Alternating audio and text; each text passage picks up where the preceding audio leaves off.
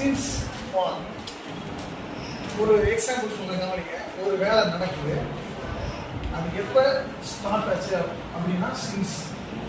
அது எவ்வளோ நாளாக நடக்குது அப்படின்னா ஃபார்.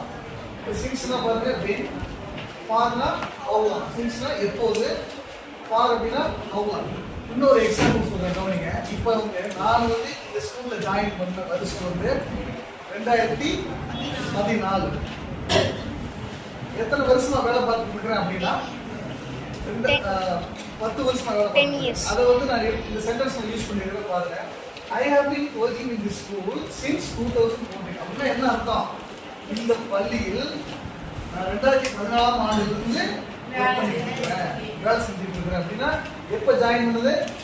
2014. Yes, when. எப்போது?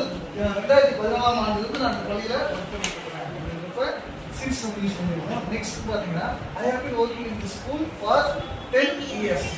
ஃபார் 10 yearsனா எவ்வளவு நாட்களாக நான் இந்த பள்ளியில் பணிபுரிந்து வருகிறேன் அப்படின்னு அர்த்தம். அதாவது I have been working in the school for 10 years. 10 வருஷமா இந்த ஸ்கூல்ல நான் இருக்கேன், ஒர்க் பண்ணிட்டு இருக்கிறேன்.